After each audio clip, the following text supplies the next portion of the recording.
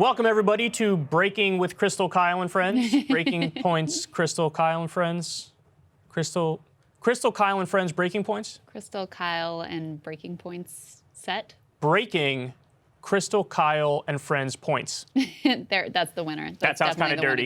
That sounds kind of dirty. Does it? Breaking Krystal, Kyle, and Friends points. Sounds like there's some weird coded language about like a giant orgy or something. Okay, that's not where my mind went, but whatever. Anyway, it's right where mine went. It's Krystal, Kyle, and Friends. We're on the Breaking Point set. We had a tight turnaround to get to our guest today. We wanted to make sure that we got Coffeezilla in to talk about SBF and all things scammy and why people are vulnerable to these scams in the first place. So wanted to make it work, so that's why we're on the Breaking Point set. I love this guy. I love Coffeezilla. He's phenomenal. Yeah, His whole thing is like, I'm just going to track scams and expose the scams. And obviously, he was all over the SBF and FTX thing. And I learned a lot of what I know about what happened directly from him. He was ahead of everybody else. Months before, he was like, hey, here's the clip of this guy saying that he loves Ponzi schemes. Yeah. And not only that, so he asked repeatedly SBF for an interview, which you guys probably know. Even after he was caught and the whole thing collapsed, he kept going out to all kinds of media figures and independent media and established media and giving interviews out. And he would never accept an interview request from Coffeezilla. Gee, I wonder why. But what he did was he would not sneak in, but he would go onto these Twitter spaces and be able to grab the mic and question him. And he even basically got him to admit the core of his fraud, which was taking the customer funds and then just using them for whatever. And none of Alameda with them. Yeah. None of the other, George Stephanopoulos or Andrew Ross Sorkin, these established journalists, who I think did a fine job questioning him, but he was sort of able to evade and use this technical finance jargon and whatever to throw up a smokescreen to get away from the core of the questions they were asking.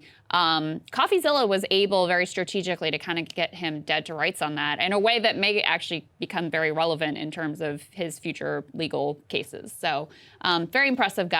Really excited to talk to him. This guy's the man. Definitely check out his YouTube channel.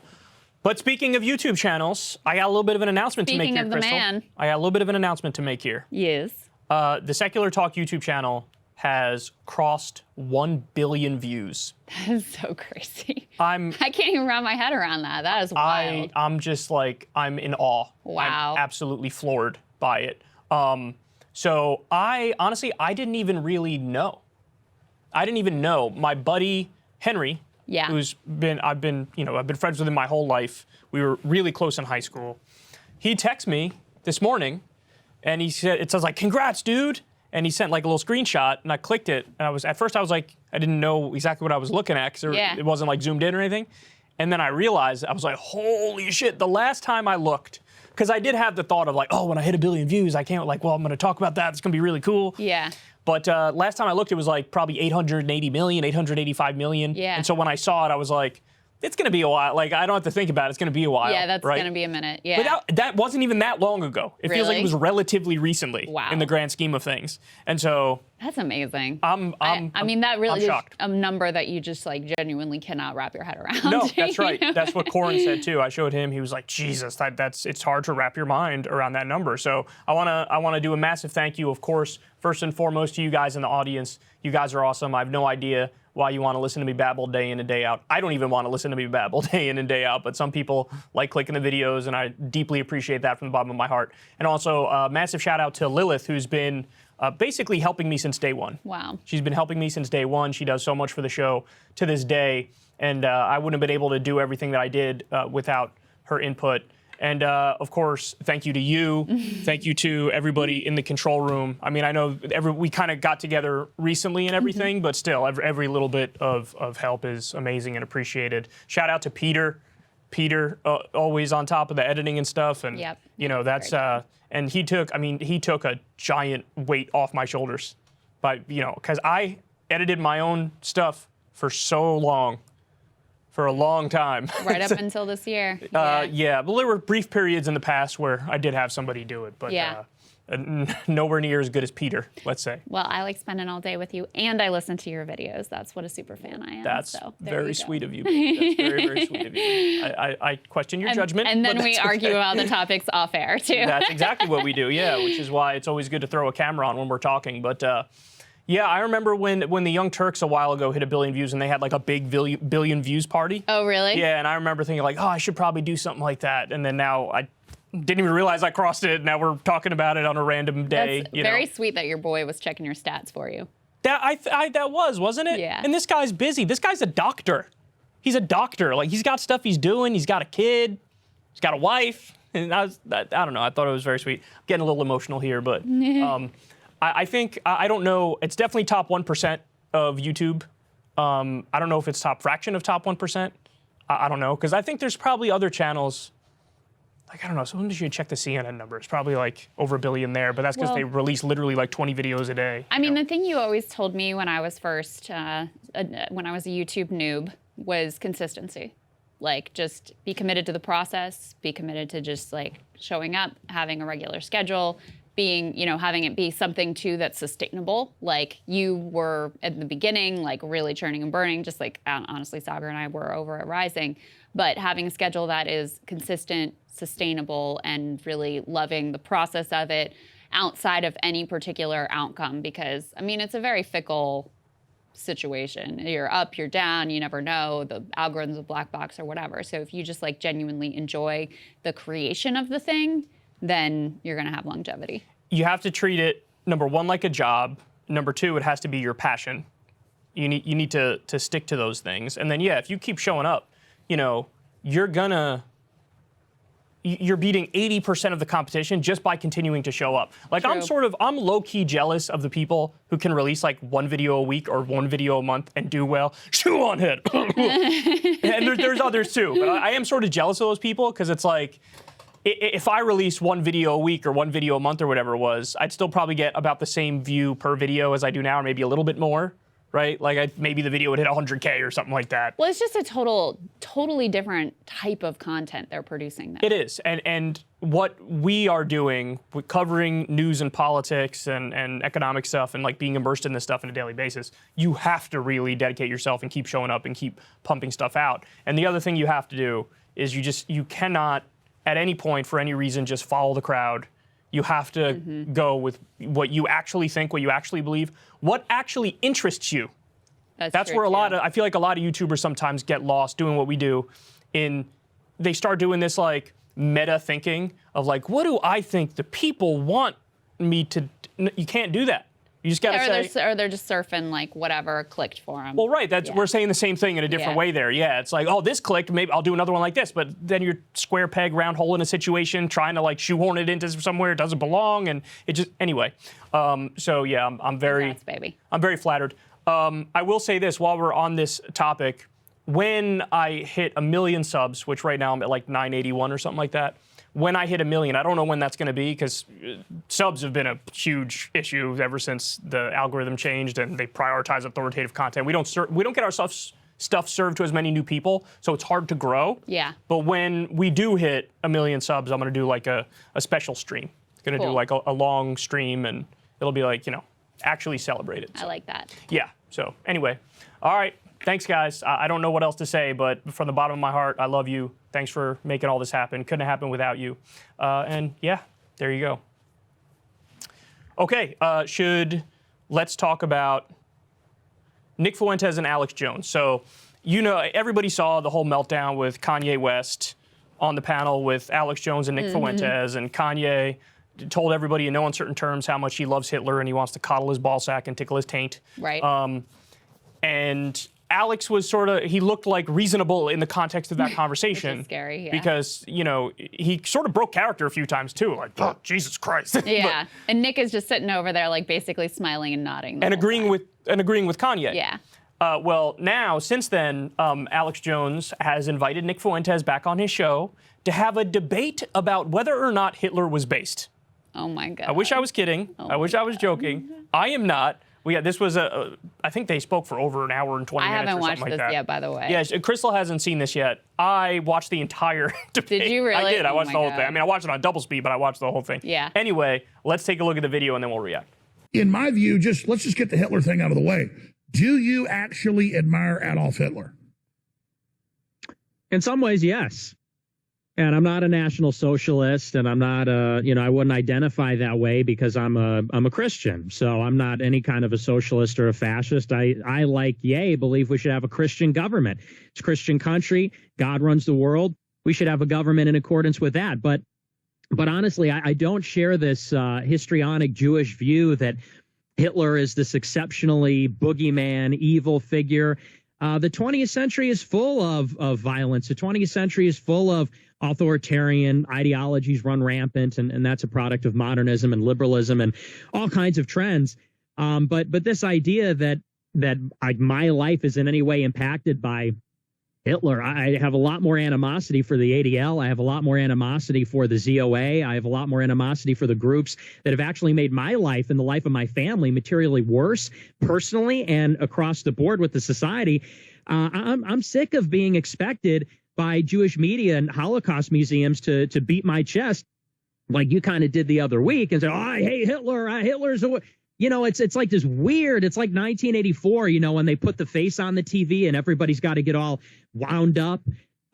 He's You're talking about 10 minutes. Figure. You're talking about 10 minutes of hate. Well, I legitimately hate Stalin, hate Mao, hate Hitler, hate the ADL, hate Barack Obama, hate the Democratic Party. And I've always, remember me on Piers Morgan? I didn't get a call from the ADL when I was on Piers Morgan, the most popular thing he ever did, the biggest thing CNN did that year. They had the ratings. They had like 50 million viewers for that. Their average show had like 10 million back then. And I said, Hitler took the guns. Stalin took the guns. Mao took the guns. And if you try to take our guns, 1776 will commence again. I've always criticized Hitler. I've made documentaries about the Bush family helping fund Hitler and the British royalty. So where we have a sticking point is that Alex got the call as you sent out on social media. And I'm just curious, do you think I actually got a call to come out and criticize Hitler? You think that's a new thing for me? No, I know that you're very vocally anti-Hitler over the years. I know that you're more of a libertarian, and so you have this view of history which lumps in together Mao, Stalin, Hitler as authoritarians versus freedom fighters, capitalists, George Washington, Thomas Jefferson. So I'm familiar with your show and all of that. And honestly, it was a little bit glib. You called me baby Hitler. I said, you got a call. Quite honestly, it's banter, but it is well known that you don't really talk about this issue. You're more talking about New World Order, Bill Gates, and these sort of obscure conspiracy theories like Bilderberg.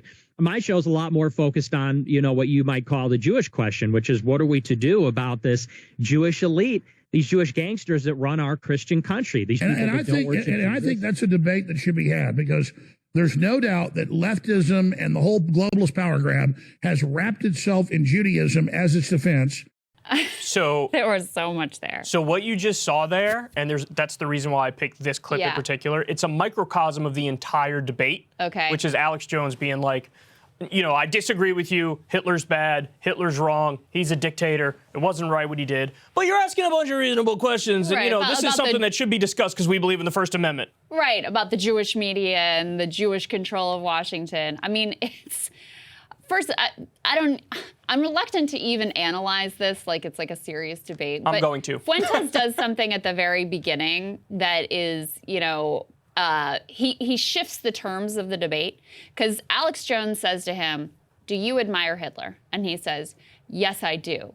And then rather than going into like, I think he's great because he did X or Y or Z, he shifts it to, listen, he's not the only one who did evil things, and we have this fixation on it, which is a very different, listen, that's also like, I think looking at Hitler as unique evil, I don't think that that's preposterous at all, but that's also a different grounds of debate than I actively admire Hitler, which was his starting point. So he's trying to sort of, Yes, he totally... That's indefensible. He totally contradicts himself. Yeah. He says, Hitler's not an evil boogeyman figure, and then the very next sentence is, there are a lot of evil boogeyman figures. Right. So wait, which is it? Is he a evil boogeyman figure, or is he not an evil boogeyman figure? So... And he starts with, in many ways, I do admire Hitler. He said that. So, but it's a great point, because there's going to come a time when Nick Fuentes is going to be one-upped. Because this is what we've been on this track for a long time now, where you could argue with Trump in 2016, it kind of reemerged, where, he would say the thing without actually saying it. He was sort of the master of like, I'm going to say this thing. I didn't really say the thing that you're saying I said. Right. And so the whole game was like the dog whistle game. Right. And then eventually, you had people in his mold come through, like, the Milo Yiannopoulos types who take it like a step further. Yep. And then we're just seeing the logical progression of it. So now you have Nick Fuentes, who's willing to say, in many ways, I admire Hitler. But then he also tries to take off the rough edges by, be doing sophistry, basically. Right. And yes, there's going to come a time where he's going to be called, oh, you're a cuck because you don't even go into detail about why you like Hitler. I will go into detail about why I liked Hitler. Well, I mean, this is the track that we're on. Kanye already went up. That's right. Because he is willing to say, like, no, I love Hitler. Yes. And here's all the reasons why he built the highways and the microphone or whatever nonsense he goes into. And Alex was massively cucked in this entire discussion because he doesn't really make an affirmative case as to why obviously Hitler's terrible. Let me go through all the specifics of it. He has like an anecdote about how his grandfather worked with Nazis and like they were rude or whatever. It's like, what the fuck are you talking about? And so ultimately, he's not equipped to have this debate and to have this discussion because he's always making the argument of like, well, I kind of see where you're coming from, and maybe there's a disagreement to be had here, but like, I get it. Because he thinks his audience is more on Nick Fuentes' side. That's right. So he's cucking himself to the audience. That's right. He doesn't think that he can like do the thing any normal, decent person would do and be like, dude, Hitler's bad. He murdered a lot of people. It was really evil. He tried to take over the world. It was terrible. Instead, he has to strike some moderate position in his mind about like, well, you got a point about like Jews running everything and like throw on all the anti-Semitic tropes you can possibly imagine. But I just draw the line at, I think like, I hate Barack Obama and I also hate Hitler. Like to me, there's that was the other thing is like the way he put all these things together. He's like, I hate the ADL and I hate Mao and Stalin and and Hitler's just one among many. Yeah. So he sort of like cedes the ground on that as well. He's like, I hate Barack Obama and I hate Hitler. Yeah. Let me expound on that too. So when Nick Fuentes is asked like, do you admire Hitler? He says, in some ways, yes. But then he goes on to say, but really, I'm a Christian and I want a Christian government. Imagine the cognitive dissonance to be like, I like Hitler and I follow Jesus Christ as my Lord and Savior. Like, you cannot get philosophies that are more polar opposites than the pacifist, communist before communism existed, Jesus Christ, super anti-rich, super in favor of like taking care of the poorest among us.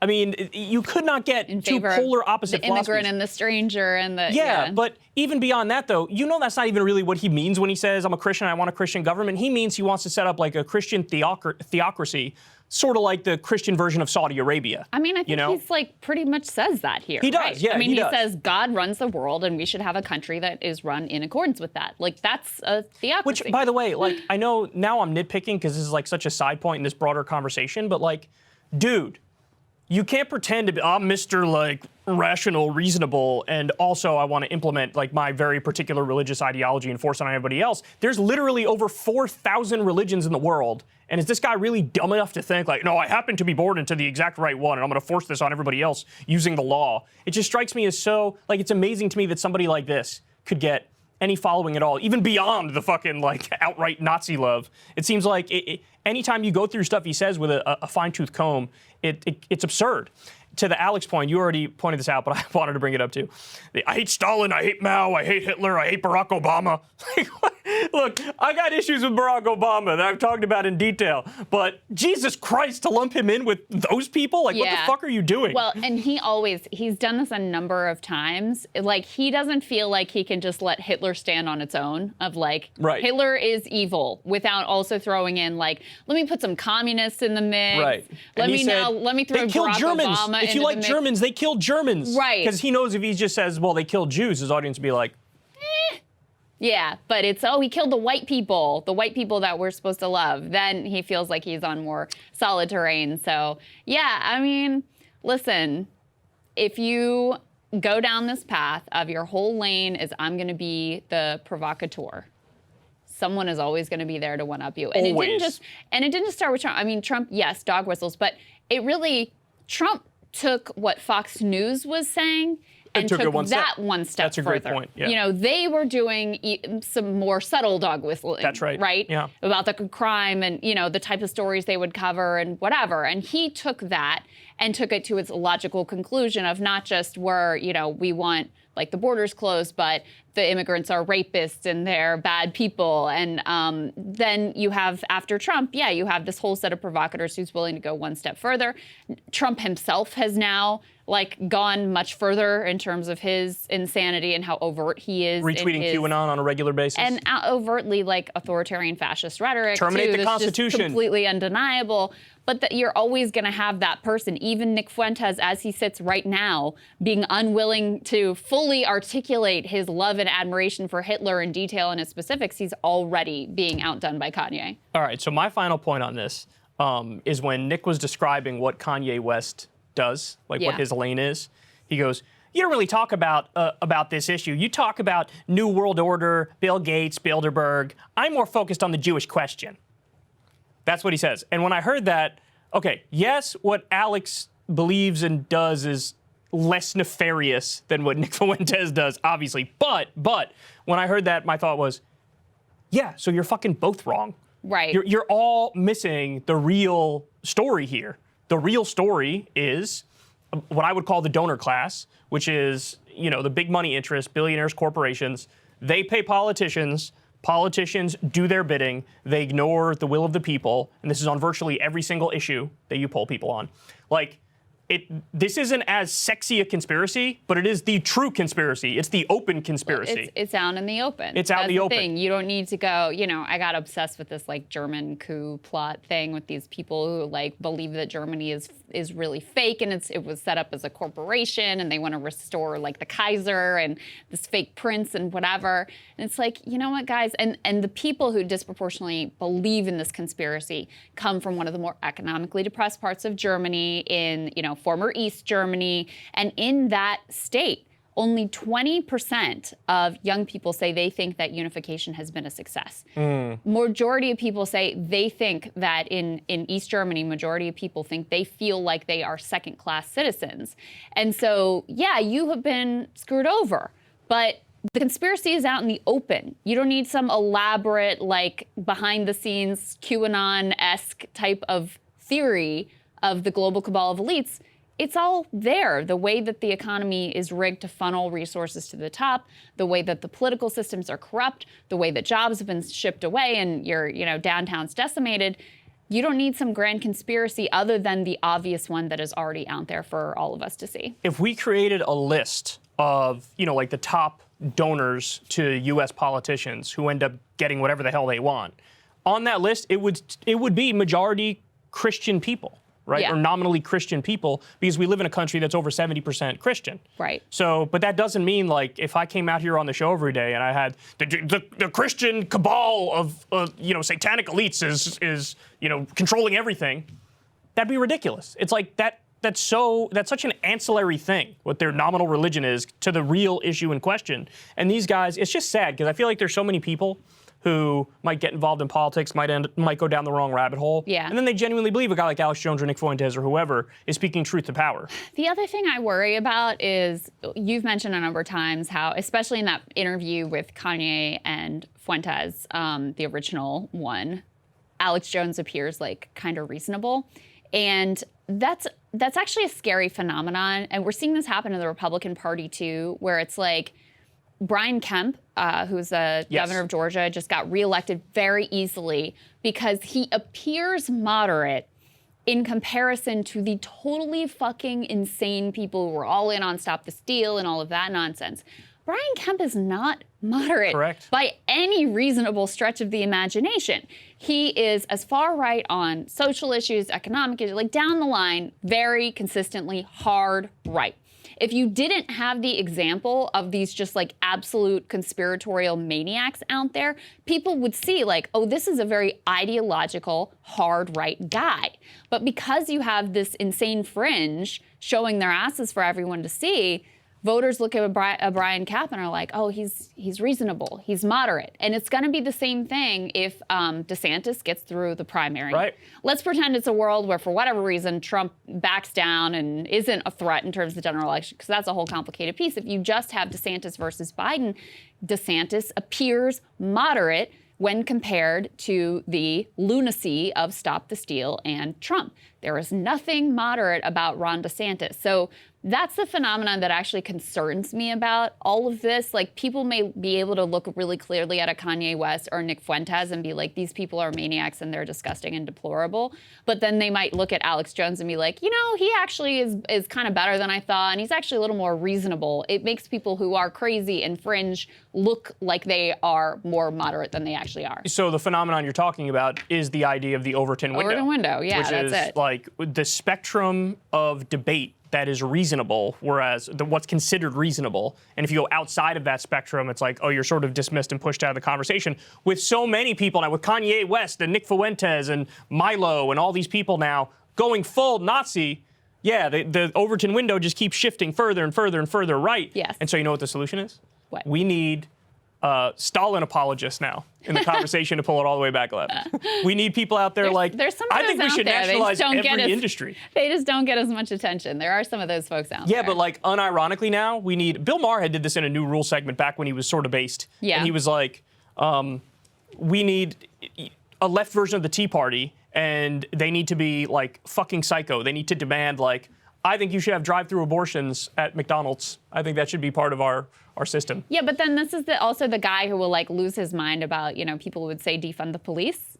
And that's kind of like, Well, he's you know, changed. He's changed. Yeah, over the yeah, years, no, you I know. Yeah. But listen, I'm going back to if you're taking the Overton window conversation to its logical end, you should see the people making the most sort of like outlandish or fringe claims as potentially useful for the broader conversation. So I don't know. Yeah, It's complicated. Nationalize every industry. Yeah. Murder every boss.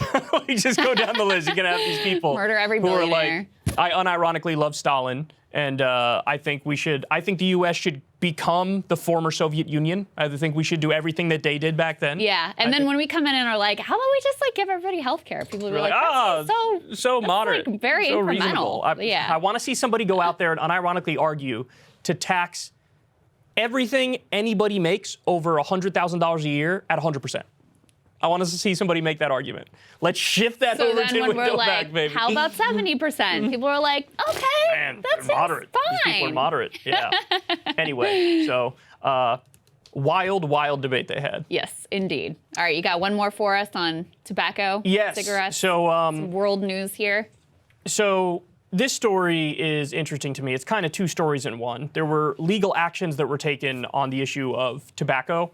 So the first one is, let's talk about the U.S. one first. Okay. The Supreme Court refused to block California's ban on flavored tobacco. Okay. Okay, so you had the tobacco industry sued saying, please, for the love of God, like, don't do this. And the Supreme Court just sort of swatted it aside, so now the law is going to stand. There was an interesting argument that they made. So here's what they say in the New York Times about this. Yeah. The company, joined by several smaller ones, argued that a federal law, the Tobacco Control Act of 2009, allows states to regulate tobacco products, but prohibits banning them. So their argument was, you can't do, there's no legal authority for the state of California to do this because you can't ban tobacco, you can only regulate tobacco. Right, but so what they ultimately decided is they could have a ban on flavored tobacco, right? Correct, that was the ruling. Because that, I guess they put in the bucket of like regulating tobacco, Right. but not outright banning it. Correct. So now let me bring up the New Zealand one, because this is the direction that we're marching. So New Zealand banned today's children from ever being able to buy cigarettes in their lifetime. So if you were born 2009 or later, it will always be illegal for you to buy cigarettes in New Zealand. They went a little further than that too. The new law also reduces the number of retailers that are allowed to sell tobacco. Right now it's about 6,000. They're reducing it down to 600. So it's another way of trying to sort of, and their goal, they're open about this. They say our goal really is to by 2025 get everybody off cigarettes. Huh. So tell me what you think. I mean, that one to me is more clear cut. I don't think I believe in the right of adults to make decisions, even if those decisions are potentially unhealthy and have some like adverse consequences for themselves, as long as they're not like hurting other people. So that one to me goes way too far. I'm a little mixed on the flavored tobacco one, because I do know that cigarette companies in the past really like targeted children, and one of the ways that they did that was by the flavors that they would use. So I'm a little more open to the argument of voters in a state, and I think this was based on a referendum, being able to decide, like, we don't want these particular flavors to be sold in our stores here. But how do you respond to the argument that it's always been illegal for kids to buy cigarettes?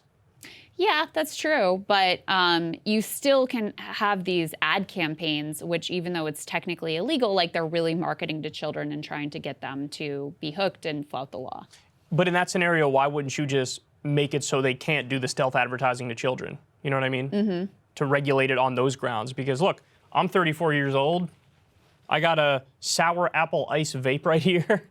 You know, like the idea that it's just kids that use this stuff is not true. That's true, but you also know how prevalent like vaping is in high schools and even middle schools because the flavors are yummy. I understand that, but again, so if you tell me... They didn't need a marketing campaign because the product itself was pitched to them. I know, but you can't ban it for adults. That seems crazy to me in both scenarios. I don't, like, I understand that legally speaking, maybe the court is actually correct about California. Yeah. Do they have the right as a state to regulate flavored cigarettes out of existence? Yeah. I can see an argument for that. Yes. I think I'd fall the other way because I would argue by regulation, it should be like the contents of the cigarette in terms of nicotine percentage, in terms of the carcinogens that are in there. I'd have no problem with even strong regulations, like to limit the number of carcinogens, limit the amount of nicotine or whatever. I think that's all a reasonable debate. But the idea of doing, banning broad swaths of like different flavors, that's just like, fuck off, man. See, here's my main issue. My question, just to clarify your position. So in California, I believe this was a ballot initiative. So voters went to the polls and said, we want these flavors banned. Is your position that they shouldn't be able to do that? They shouldn't be able to go and vote on banning certain flavors of cigarettes? Or is your position just you personally would have voted no on that referendum? My position is I think it's more of a rights issue than it is a democracy issue. In the same way that, and I know this is a stretch of an analogy, but in the same way that it wouldn't matter if you had a vote in a state saying, hey, should you ban the expression of very extreme political ideologies? Mm-hmm. That might come back 62% in favor of banning it. Yeah. I don't care, because you're not supposed to be able to democratically vote on issues that are about rights. Yeah, I don't see anybody as having like an inherent right to like a, orange flavored cigarette or whatever. Yeah, but I mean having a I agree with adults being able to buy the product in general. If you have voters in a state that are like, we feel this is harmful potentially to our kids, I don't know, I'm a little more open to that. I hate the argument, what about the kids? It's banned for kids. If you want to come up with some strategies to, crack down harder, change the penalties, put the stores out of business if they sell to kids and you prove that they sold to kids. I'm open to that entire conversation. Yeah. But again, the idea for adults. Look, the thing that annoys me is that, like, this is all under the guise of like, us, the government of New Zealand, us, and the government of California, we care so much. We care so much about the people, so we need to intervene to do this because it's for their own good. Mm-hmm. But the only time any government really does this, as a general rule, it's nothing proactive, like we're going to give you health care. Mm-hmm. We're going to give you, a check every month. We're going to give you higher education. That's how you would actually help people. Mm-hmm. The way they intervene to quote unquote help people is to be like, you can't do that. Stop. You can't do that. I'm not allowing you to do that. It's like, I'm not fucking asking you your opinion on this shit. Fuck off. Get out of our lives. If you want to help, cut somebody a check. Give somebody health care. Give somebody higher education. I hate this. Like, there's the term nanny state. Yeah. It has there's a pejorative connotation to it, but I could see a scenario where it's like a nanny, hey, you like your nanny, they took you to the doctor and they gave you a lollipop. Like, I could see a positive connotation for it too, right? Okay. But this is like the bad version of the nanny state. It's like, bitch, if you want to help me, for the love of God, give me health care. Do something like that. But no, that actually requires, proactive steps and like actual organization and planning, and they go, that's too much. Instead, I'll just try to prevent you from doing something that again, I know is unhealthy. That argument doesn't really hold up though when you consider it was the voters themselves who decided they wanted this law in the book. I just looked at it. Tobacco industry spent tens of millions of dollars in support of a measure to keep these flavors on the market. But 63% of the state's voters said no. So, I mean, that to me is a bit of a different scenario. I do think voters should be able to have some say over what is available on the market and what they think is harmful and what they don't. And especially, they obviously felt very strongly about it when it's not a close margin and when they were up against tens of millions of dollars in tobacco industry lobbying, they still were like, no, that's not what we want in our stores. I don't care. If you took a vote, everybody on my block, hey, should Kyle stop vaping? And it comes back, all of them say, yes, I should. I don't care. I don't care what they say. They can fuck off.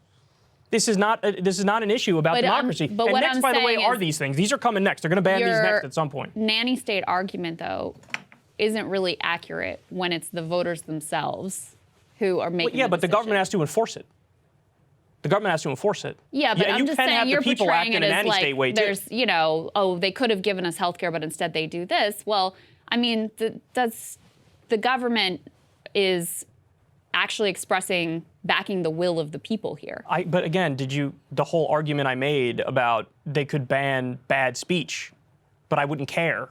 Yeah, but I put that in. I don't think that's the same. It's the exact same thing. Are there any issues? I don't think there's a right to a certain type of cigarette. But are there any issues where it shouldn't be open to a Democratic vote? Of course there are. So I just put this in that category because it's somebody. That's where we disagree. It's an adult putting in their body whatever they want to put in their body, and they're not hurting anybody else. I agree more with the Supreme Court's view of this, that to ban them outright would be too far.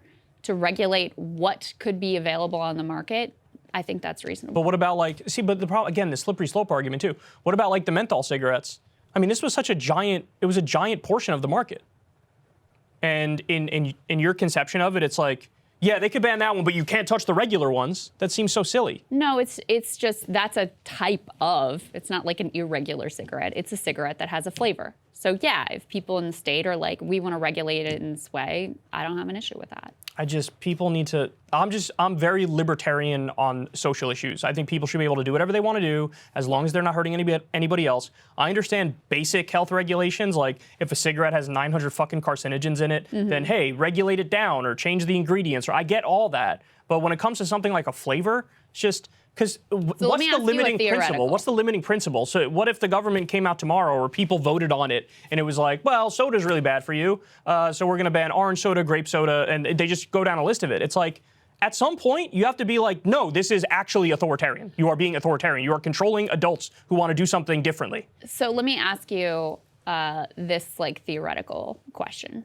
If you saw convincing evidence that there was a flavor that was basically it was like Cocoa Puffs, and it was basically only being consumed by children, that it had contributed to a massive increase in terms of kids being addicted to tobacco products and nicotine. Would you think that still we can't take it off the table, or even in an extreme sort of edge case situation like that? This is a moot point because I'm in favor of banning kids having these things. So even in that situation, but enforce the laws, enforce it. That's the issue. If there's an issue here, a lot of kids are doing it. I don't think kids should be able to do any flavor. Because you said you're open to if there's massive carcinogens and it's not safe, then you're okay with that being regulated. So you're saying there is a level of harm that would make it okay for this to be banned. Why doesn't your argument apply there? Well, it's do regulation, not banning. If the fucking adults want to buy the carcinogen killer, why not? Because there's regulation and banning I do put in two separate categories. And so there's a certain amount of regulation that I think could be reasonable. I think having to wear a seatbelt when you're in the car is reasonable, right? But it crosses a line to me when it goes to banning. And if they're banning whole groups of flavors, I just think that's fucking gross. And if there's an issue with kids, then come up with better laws to stop the kids from doing it and actually fucking enforce it. But again, why wouldn't your same argument apply to it has way too, like whatever amount of carcinogens in it, but it's labeled on the product. Why wouldn't it apply there of like, well, if people want to have it available, then you can't just ban that. Because the point is not, people are not taking these things to die. That's not why they're taking it. That's a side effect, and it's something that might happen. So if we can do something to make it less terrible for you while still maintaining the integrity of having a product that's doing the thing you want it to do, then I think that's the ideal scenario. Right, but so the argument would be... So here, I'll give it crocodile. Crocodile. I don't want crocodile to be legal. Okay, but I want opioid pills to be legal. The argument would be that the flavors can be more, appealing to kids, that there is a harm done there. And that's why they would say this is appropriate to regulate, just as your example of like the carcinogens. I don't buy their argument, though. Even if you argue, it's as low as 40% of the market for this flavor vape is adults and 60% is kids. I say, okay, well, make sure those 60% don't get it, but don't ban it for the 40%. I'm biased. I smoke shit like this. Yeah. There's going to come a day where they want to ban this. And they can fuck off when they try to do that. They could fuck off. Like, it's super obnoxious. There's all these things that they can do to improve people's lives, and they never do shit that's actually flat out good. They have to cross the line into just being authoritarian nannies. Like, I don't do that because that's not good for you. Fuck off. This is the argument that I don't buy, though, because this wasn't the state. It was the voters who were like, this is what we want. The state carried it out. The state carried out the will of the voters. The will of the voters. Yeah, but like I said, there's a difference between will of the voters when they're taking away rights and will of the voters when they're not taking away rights. I think this is a rights issue. See that, and that's just our fundamental. Okay, I don't that's see true, that there is like a fundamental right to like a whatever flavored cigarette. It's as simple as this. Should an adult be able to put in their body whatever they want to put in their body as long as they're not hurting anybody else? Yes. And they still can. They can still smoke. But not the one that they actually like. And I think that if voters in the state feel like that regulation is a net health benefit and what they want in terms of their stores, then that's okay. So why shouldn't they be able to ban all these processed foods and junk foods? Let's say there's a vote and 70% of the population says fucking ban Twinkies. What do you think? I mean, honestly, I wouldn't have a problem with... Hell no. Yeah, I wouldn't have a problem with, like, some of this shit is terrible for you. It's not your business. That doesn't matter. If you have voters who are like, you know what, let's have lower sugar percentage in the sodas. I didn't ask you about that. I asked you about banning Twinkies. That's what I asked you about. I didn't ask you about regulate it to lower the sugar percentage. I asked you about banning Twinkies. Listen, if 63% of California voters want to fucking ban Twinkies, I don't really care. Fuck that. And see, this is why people get pissed at California and get annoyed with California, because the view that people have of like California, which is a democratic state, very liberal state, they look at them and they view them as like people looking down their nose at everybody else, like, I'm going to control what you do in your life because I think I'm better and I can decide these things. It's like, just mind your fucking business. Just mind your business. Nobody in Mississippi is going to try to stop me from eating a Twinkie, and they're right about that. I want a fucking Twinkie. 63% of voters in that state want these to be regulated. Don't care. The Supreme Court says you can regulate, not ban. I think it's the right line. That's the crux. Okay, we'll end on this. An area of half agreement. From a legal perspective, I don't think the decision the court made was crazy. From a legal perspective. Yeah. But I do see an argument on the other side of it, even legally speaking. But basically what they decided is you banning the flavored cigarettes does fall more under the category of regulation than banning. That's basically what their conclusion was. And this is a very corporate-friendly court, too, by the way, that sided this way, so... It's actually surprising. The one time they didn't side with a corporation when they fucking should have. Thank you, SCOTUS. Come take away more stuff from me. What else do you want to ban and take away from I'm actually people? surprised they didn't back up the tobacco companies on this one, but there you go. Anyway, there's a nice, healthy debate for you guys. Yes. All right. Looking forward to talking to Coffeezilla about all things scam, including SBF. Let's get to it. Coffeezilla, great to have you. Welcome.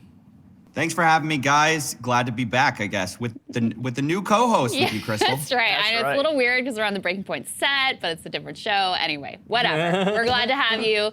We have a little bit more time with you than I got with you the other day. So that being said, we're going to dive into all the SBF stuff, but I would love for you to introduce yourself to the audience. I would love for you to explain to me, like, how did you start into this niche? How long have you had the channel? What made you interested in sort of exposing a variety of frauds and con men? Yeah, so I kind of got interested in scams in high school and in college. And then when I started my YouTube channel, I kind of went down that rabbit hole. I mean, my mom got diagnosed with cancer when I was in high school. She's fine, but I watched her kind of go down this grifter rabbit hole of all these alternative health scams. And I didn't really know what I was looking at the time. I was just like, wow, this is so weird. We're spending all this money on these kind of dubious treatments like colloidal silver, or like, you know, the whole house smelled like garlic at one point because she had been convinced by some guy, you know, on TV or on the internet that, you know, garlic was going to treat her thyroid cancer. In the end, it was doctors that treated her thyroid cancer. They took out her thyroid, and now she's, you know, she takes thyroid medicine and she's perfectly fine. But I could see like there was a path where she chose not to do this, not to go with doctors, not trust doctors, because a large part of the pitch when you're pitching alternative health is, well, look how bad regular health is. Like, look how bad big pharma is, and for all its faults, by the way. I mean, I'm not going to stump for big pharma, but for all their faults, they're sort of the best we have. And then I went to college, and a lot of my friends got caught up with all these MLMs, multi-level marketing. Which, if for people who don't know, it's like sort of this pyramid scheme thing where you have to recruit your friends, and everyone's saying that you're going to make money. The whole pitch is you're going to get rich quick, and no one really gets rich that quick, or really at all. So after that, I graduated with an engineering degree. I got into YouTube. I was doing some other stuff, but this like not love, but like preoccupation, maybe like interest in scams, never left me.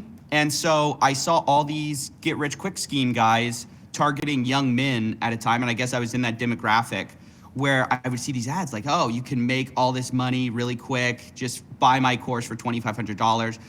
And I was just like, this is obviously ridiculous. This reminds me of the multi-level marketing stuff. It reminds me of the alternative health stuff. So I started covering that beat, and I just, I noticed almost immediately that the impact was pretty amazing because nobody was really covering it at the time. And I noticed right away, it wasn't like a views thing. It was just the response from the audience was incredible. And I would hear from the victims and all that stuff. And really felt like it was a niche that nobody was covering. And like it felt like there was really value in covering, just beyond any kind of views thing. I just thought it was important work. So I kind of dove headfirst into that with my channel Coffeezilla, which has been around for a few years now. And it's kind of grown from there. Like, I've done all sorts of stuff. I've kind of pivoted into crypto because I think there's even more scams, even more grifters in crypto.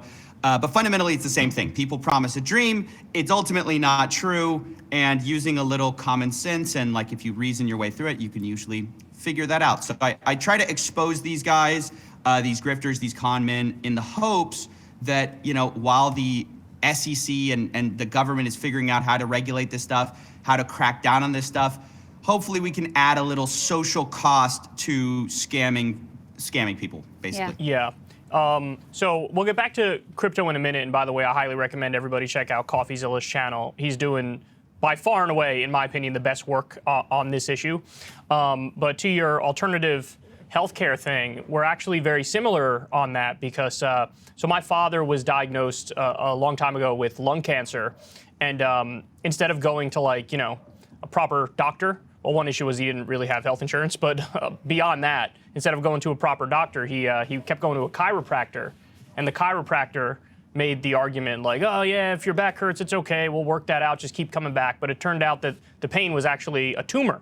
And then, you know, I researched more about chiropractic medicine, and, you know, there's some like real fundamentalist chiropractors, and they believe in this idea of what's called subluxation, which I know sounds very fancy, but the bottom line of that is they claim every ailment anybody has is because their spine is not in alignment, that their spine is like curved or whatever. So it's a total quack nonsense. And so we have a similar thing going on there because I felt the same kind of urge that you just described, where it's like I wanted to sort of shake my dad out of it and I couldn't. And a lot of it, you know, stemmed from, I mean, he rationalized going to the chiropractor over the doctor. But yeah, I've always had a sort of a similar interest in scams and how these things take root and how, unfortunately, you know, in many instances, it becomes almost like the default perspective where like most people could think there's some legitimacy in what is effectively a scam. So that brings me back full circle to crypto here, because there's a question we asked Matt Stoller, and he had a very hardcore answer of like the whole fucking thing's a scam. And Krystal knows my take on it. I was kind of agnostic on it. I understood some of the arguments for it. I never pulled the trigger on it, and that I never got involved in crypto. But with what happened with Sam Bankman-Fried and FTX, do you view this as a harbinger of things to come, or take CZ over at Binance? What's your take on him? Is he also involved in a scam thing, or is it no? He's the more legitimate wing of crypto.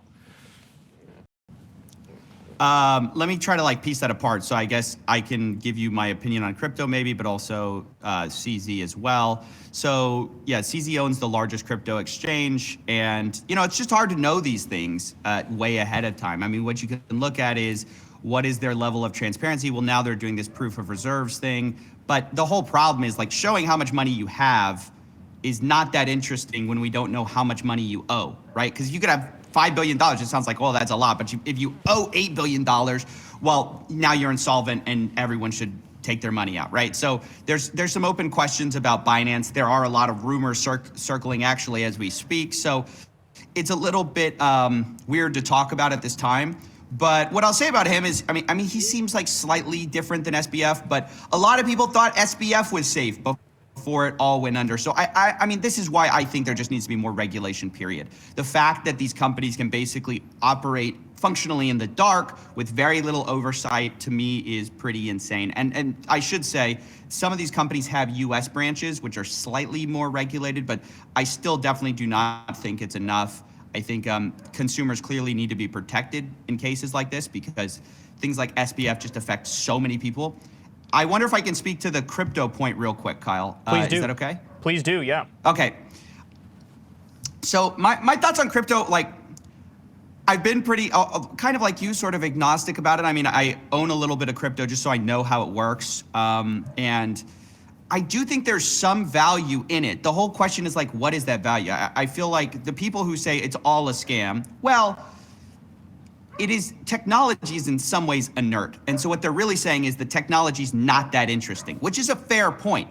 But when you look at currency, I think more than anything, I don't know if you guys ever send wire transfers abroad. This is my biggest, what I think is going to be the biggest use case for crypto, is just faster international payment transfers. Which I know sounds like not a lot, but I have 2 employees, and I spend a lot of money on payment processor fees. There's this entire wire wire system, which just costs a lot of money to operate. I just think quicker, better, faster always wins. And I think I've used some cryptos which are quicker, better, faster than the alternative, which is just sending regular fiat. So I will say, I think a lot of this stuff will center around stable coins, actual stable coins like USDC, things like that. And basically it's a digitizing of fiat currency, where instead of being totally revolutionary, essentially I can just pay my employee in London, for example, and instead of it going to him in the next couple days, or instead of me paying some big processing fee, I have to pay 25 cents to send him, a few $1,000s or something like that. Which country so that was I think it? could be an actual use case of crypto. Sorry. Which country was it that embraced crypto as their national currency? And it was El Salvador, right? Yeah. Was it El Salvador? And it was for this exact reason of a lot of the money in their economy comes from international remittances, many of it coming from the US. Yes. The thought was this would be a frictionless way for this money to come in without these fees being stripped out. And yet, I mean, it hasn't worked there whatsoever. One of the reasons is because the valuation is so volatile. Another reason it's at this point, very complicated. It's not obvious how people deal with it. People don't feel like this is safe or stable whatsoever. Even some of the so-called stable coins have ended up completely collapsing ultimately. So thus far, even the best use case scenario for it really hasn't worked out. Yeah, listen, hey, it's a bad time to go to bat for crypto, okay? I'm not trying to stop, the same thing with the big pharma thing. It's I'm not defending, I'm just giving you a case. What I'll say there is I think Bitcoin is a bad transmission of value. I mean, fundamentally because it can be so volatile. So you don't want to put your life savings that you're sending to your grandma at home in Bitcoin when it might go up 30%, it might go down 30%, and you don't know which. That it would be the case for stablecoins, but as you said, well, a lot of the stablecoins have blown up. I mean, you could point to the fact that they were algorithmic, but this is sort of the problem, is that because everything's the wild, wild west, there's no rules of the road right now. People are just ad hoc creating all these essentially Ponzi schemes, and they're getting away with it, and nobody's kind of is in trouble for it right now. So that's a big thing I talk about on my shows. I'm just like, how are these people not in jail right now? Like, so many people do the most outlandish stuff, make millions of dollars by basically stealing from people, and the government's nowhere to be seen. I mean, it took something like FTX with billions of dollars on the line for them to finally, you know, sort of start cracking down on some of this stuff. That doesn't say it hasn't happened before, but I usually always see the guys that get away, and it's a little annoying for sure. Yeah. So I covered a story yesterday about CZ and Binance, and Business Insider was reporting that there's basically a run on Binance. $2 billion was withdrawn, and Binance temporarily halted any more withdrawals. And I know they have a separate investigation ongoing about, what was it, money laundering or something like that, or illegal payments, something to that effect. It's a multi-billion-dollar investigation into that. I guess I'm just interested in if we're going to see a continuation of the Sam Bankman-Fried FTX fiasco or something similar to it with Binance and with potentially other crypto exchanges and other cryptocurrencies, because, I mean, it's like I want to say that is going to happen, but I don't really know. You know what I mean? So I'm curious what your thoughts are on that. Yeah, I mean, it is a different situation. Like, could it happen? Maybe, but it is a very different situation in that a lot of the reason FTX failed was their trading firm that was borrowing money and then losing that money, right? With Binance, I don't think, everything from my knowledge, they don't have some quant firm on the side that's trying to make tons of money or anything like that. They are just a crypto exchange, and crypto exchanges tend to be actually very profitable. So, like, my thought sort of with this is, if they don't have the money, well, how'd they lose it? I mean, it would almost blow my mind. And as well, you can see on-chain, like, there's on-chain data for what Binance has sort of in the bank.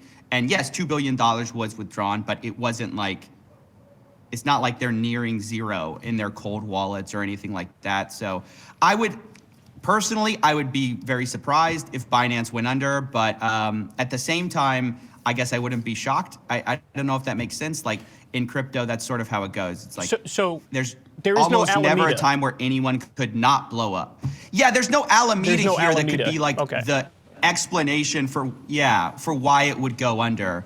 It's a little bit different. Yeah, it's a little bit different. You mentioned that you were the target demographic for a lot of, especially the like crypto and NFT scams. And we actually got a question about this at Breaking Points that I've been thinking a lot about, of like, why has it been young men predominantly that have been vulnerable to these schemes? And I wonder what you think about that. I think maybe it's young men are like often, I don't know if this is too generalized, but when I talk to people, I think young men tend to want to be kind of get rich, get wealth as like a proxy for status, or maybe just get wealth because they want to be rich. And oftentimes they feel like the regular American dream has failed them.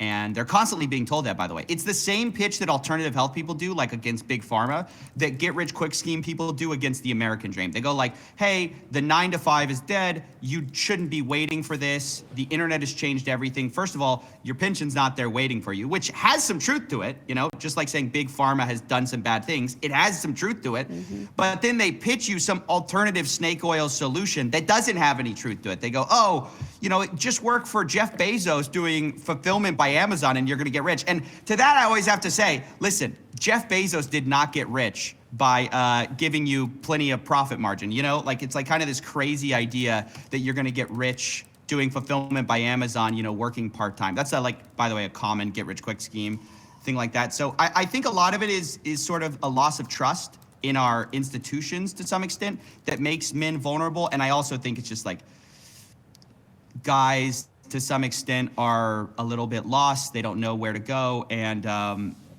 yeah, I guess they're looking for something else because they're like, well, if the American dream isn't going to work for me, if I can't work for a company for 40 years, what else could? And maybe I should, if it's not going to be stable, maybe I should make money as fast as humanly possible. So they get into this like grift area, and a lot of people lose a lot of money, waste a lot of time with these bozos who basically get rich off selling the dream. I like the way you put that about selling the dream, because it's definitely not like, oh, young men are just like uniquely vulnerable to being scammed. It's just the particular dream that they're being sold that meets like, you know, what society has told them it means to be a man, and like the language that's used and like the way that dream is sold. I don't know if did you watch the docuseries about LuLaRoe, which is like this multi-level Oh, you'd like that. leggings empire that all of these house moms became obsessed with.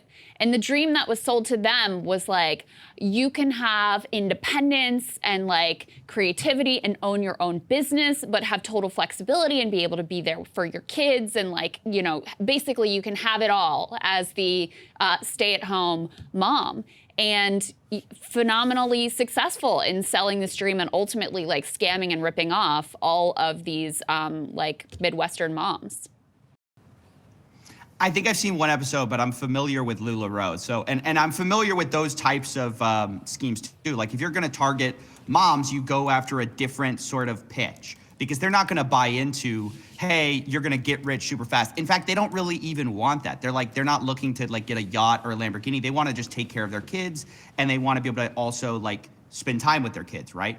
And they're presented with this dilemma where it's like, oh, I can go to work or I can kind of take care of my kids. It's sort of presented as this dichotomy, and along comes somebody who says, well, no, you can have it all. And that's sort of what they say with guys too. Yeah, I think you picked up on something exactly, which is you just sell the dream tailored to the specific person. And really, I mean, I know some people look at this and they say like all the time to me, like people just need to stop believing this stuff. People need to just stop, you know, getting scammed. And it's really hard because fundamentally they're preying on desperation, which you cannot really, it's not really a matter of IQ. It's not really a matter of like, oh, you're just too dumb to not see what it is. It's desperation kind of overrides your critical thinking faculties.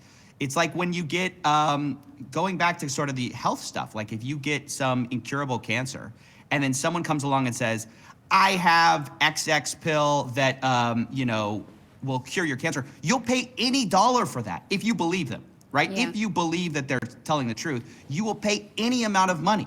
And so desperation ends up allowing really predatory marketing to happen. And so when you see people at these dead-end jobs, they're sort of faced with this future that's uncertain, boring, there's not interesting, not engaging, and it's like that makes the perfect mark for these grifters. And in a sense, the more brazen and extreme the lie, the more believable it is. This is something we've talked about before, but like I remember back during the Obamacare debate, Republicans would talk about, you know, oh, they have death panels and they're trying to kill your grandma, which sounds like an absolutely absurd claim. But what happened was they repeated that over and over and over and over and over. And then in the mind of your average American, they thought, well, they're probably not trying to kill my grandma, but this thing definitely ain't good. So it's like, you know, it's almost like a negotiation tactic. You stake a position that's so extreme, like to your point on the whole cancer thing, like take this pill and, you know, it'll cure you and you'll look like Brad Pitt or whatever. And people go, hey, even if it doesn't do all that, if it does 5% of that, then maybe there's gotta be something to this. Yeah. Yeah, exactly. Yeah, I mean, you absolutely nailed it. That's like the classic technique. And what they'll also do is like they'll kind of sell you both sides of it, and then you can just like kind of pick what you believe. Like a lot of these guys will be very flat. The people who target sort of guys especially, they'll get, you know, fancy cars, do all this stuff, and present sort of some lifestyle marketing that says, oh, you'll be rich like me tomorrow. And then simultaneously in the same breath, they'll go, this isn't a get rich quick scheme, guys. Hey, you got to work hard, you know? Yeah. And so you can kind of choose what you want to believe from that. And then they're sort of like covering their bases both ways. They present it like you're going to get rich quick. And then at the very end, they're like, hey, this isn't a get rich quick scheme. Don't think I'm some kind of scammer or something like that. So let me ask you this. A lot of schemes. Let me ask you this. Do these multi-level marketing companies, do they exist in sort of a legal gray area? Because there's a number of products that I've been like, oh, what's that? And you were like, oh, this is whatever company. It's a multi-level marketing scam. So I actually wait, what? This is just casual all over the place? So I also watched a big documentary about like Amway, which is sort of the, you know, one of the original like multi-level marketing scams. And the answer is yes. Wow. And basically they bought off all of the relevant politicians to make sure that they could technically operate these totally scam operations. And, you know, they use like the way that they sort of like calculate legally, whether it's a pyramid scheme or a Ponzi scheme or whatever. They have found these legal loopholes for themselves so that they can technically legally operate a pyramid scheme. But yeah, they just bought off the relevant officials, in particular in the Republican Party during like the Reagan era, and then they were able to do these things. But some of these products are good, which is the crazy part, right? Like there's the nail thing that you use. I don't want to. Maybe I do want to shout the company out and destroy them, but it's like they have a good product. It's like an alternative to nail polish, but then like they made it a scam also, which is kind of weird. And I wonder what your thoughts are on this, Coffee, because it's like. It seems to me like there are different levels of scamitude here. Like some things, like the LuLaRoe thing, just ended up just being totally fraudulent, effectively. And in the beginning, people really did genuinely like these ugly ass leggings. Okay. Right. Yeah. I use these nail polish strips from Color Street that I genuinely love, but it is also multi-level marketing. So I'm like, where does this fit in I worked for one of the companies. Where does this fit in the ecosystem? Because I really genuinely like the product and there is nowhere else to get it. Coffee, do you know Cutco knives? Oh, that was a multi-level marketing thing. Oh, yeah. Were you a salesman for them? I was, for like 7 seconds. My sister was, too. Yeah, I didn't know. I didn't know at the time. I was a teenager. I'm thinking like, oh, cool, I got a new job. Yeah, of course. Yeah. Yeah, no. You made a great point, Krystal. Like, yeah, that politicians have been bought off for this for some time, and sort of how they define it is like they're like, well, a pyramid scheme is, you know, where you're always relying on recruitment over a product. MLMs are where you rely on a product and you have like the recruitment element. And I think the FTC, they have some fuzzy language where they say something to the effect of, you know, some MLMs are pyramid schemes, but not all MLMs are pyramid schemes. It's kind of this weird distinction, which allows a lot of MLMs to say, well, we're just like the good one, right? And I think to your point, like, I don't think as a consumer you have to feel bad. Sometimes these companies do have a product. Usually those products just end up overpriced because the business model of MLMs is like you pay all the way up the chain of like salespeople, which actually is really bad for profit margins. So what it ends up creating is most MLM products are overpriced to like generic competitors. But in the case where they actually have a unique product, sometimes that is the only place to get it. You shouldn't feel bad about that. The people you should feel bad for are the people getting sold the lie, the recruitment lie. I mean, it's like It says, it doesn't matter if you have a good product. The whole problem is that you're bringing people in as salespeople with a false depiction of their likelihood of success, with a false like lifestyle advertising. And these MLM companies keep getting in trouble over and over for over-promising the stuff. Because when you actually look at the data, so like some of these companies are required to disclose. I don't know if they're still required to disclose, like they were lobbying to try to get that like order removed, where they had to actually disclose how many people in their company make money. And it's atrocious. Like something like 90% make less than minimum wage or make like nothing. 98% make less than minimum wage. And then like the top 1% makes a very good salary. So if you just look at the numbers, the scheme kind of becomes really obvious. Yeah, I mean, that was the thing with LuLaRoe is it ended up being that the way to actually make money wasn't to sell the leggings, it was to bring in the greater fool. Yes. Right? And that was how you built your like LuLaRoe empire. So if you were one of the women who got in early and you had all the like people under you, then you were maybe gonna be okay. But yeah, it was just the sort of greater fool theory. You had to keep recruiting new people into this fake false dream that was, you know, full of lies and very fraught. And you had all kinds of people whose like savings were spent and lives collapsed and marriage ruins and all kind of lazy with the product terrible. Too. And the product was increasingly the leggings terrible. had mold on them and smelled stuff. bad and whatever. Anyway, so I mean, but I think that's sort of typical of how these things turn out.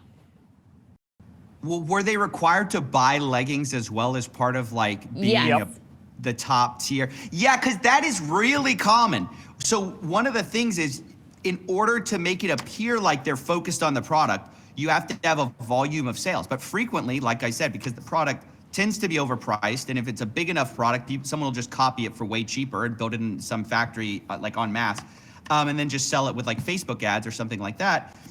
Because of that, oftentimes the recruiters have to buy up huge portions of the product, and there's not actually a demand for it. So they're like creating this fake demand thing, right? Which that again goes back to like that's a huge scam. Yeah. So yeah. No, I'm a big critic of multi-level marketing. I mean, I think it really hurts people. But you know, just the other day, like my mom like seems to like fall for all this stuff. She was into some like Korean MLM hair care product, and I was like, okay. Listen, I mean, I do want to say the nail strips are genuinely good. I genuinely like them. I can vouch for that. I've seen them. She's put them on. Right the now. colors are nice. Like it's kind of. But that's what I said to Krystal. I was like, this is so weird to me that they have a product that is genuinely a good product, but they decided let's add a scam on top of it. Why not? Right. Well, because I mean, I guess. If you're at the very top, you can get phenomenally rich that way, and it's all basically rigged to your benefit. Couldn't they have gotten rich even without the scam part of it? Maybe. Like maybe you would have made a little bit less money, but I guess I just don't have that mind thing where it's like, you know, you're a billionaire, you have $5 billion, and you're like, I need $6. I need the I don't $6 understand billion. that. Yeah. I don't know if you saw, because this just dropped yesterday, but you probably did see it. The SEC charged a bunch of dudes with effectively a pump and dump scheme, where they were social media influencers. They built up these big followings, being like, dude, you're a pussy if you don't buy this stock, and I'm all in, and your bank account's gonna be huge, and we're going to the moon. And then using their social media, influence, the stock in fact would go up. They would sell out of the position, of course, not disclose that they're out of it altogether, and then the thing collapses. I mean, it's classic pump and dump, but you're using the modern internet ecosystem in order to enable this. I mean, how common is that sort of thing? And how much has YouTube and Twitter and Twitch and Discord and whatever sort of changed the game in terms of con artists? Yeah, I mean, it's definitely made it easier to be a con artist. I followed it a little bit. I read a little bit of the complaint. What was kind of crazy in that case is how brazen some of these guys were. They have them on tape being like, we were robbing these people, which is just a crazy statement. And then one of the guys on Twitter says, SEC, like, suck these nuts or something. Like, just like completely crazy. He said that publicly. He said it publicly. And then, like, now it's funny to, like, go back and look at his tweets about the SEC. He's basically taunting the SEC for years, and then finally they get him. I mean, it's my opinion, these guys should be locked up. I think it's crazy. I think white-collar crime is historically, like, under-prosecuted because I don't know why judges view it as very sympathetic, but, like, the guy who robs the corner store, because there's a gun involved, even though nobody might have been hurt, all of a sudden, we got to give that guy a lot of years in jail, but, like, the guy who does way worse, steals from grandma, steals from mom, steals from pension funds, that's fine. It's very under prosecuted and under sentenced. So my opinion is all these white collar guys, like, they know what they're doing, as evidenced in the complaint. They clearly know what they're doing. They're robbing people, and so I think it should be treated as an actual robbery, because that is fundamentally what it is. So that stuff that really gets me going. I usually am pretty calm about this stuff, but the penny stock stuff, all that kind of stuff is really annoying. And what's frustrating is, as you said, Krystal, great point, like Twitter, all these different platforms have made it easy to build up these followings based on nearly nothing. Like you just have to have like sort of a nice car you post with. You got to kind of present this aspirational lifestyle. You got to say you're this genius trader. And then, you can make tons of money just promoting these terrible coins that you have a position in, and then sell immediately. And crypto's the new wave of that.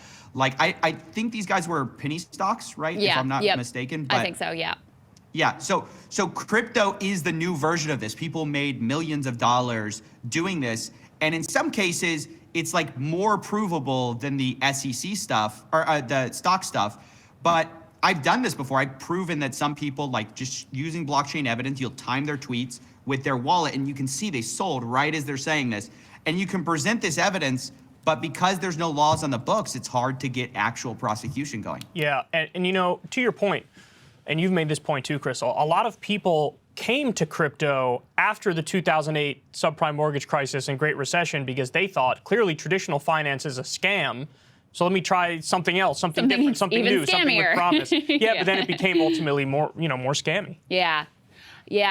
I mean, that is a core point that you're making here is like they sort of prey on societal failures. So like with Big Pharma, you see some manifest failures there and you can say like, well, this is a crock. But what you're not realizing is that the alternative medicine stuff is even less regulated. That's even worse, yeah. That's even worse. Yeah, I mean, there's at least with pharma, there is some scrutiny. Regulation. You have to have some clinical trials. Like there is a flawed process at least in place.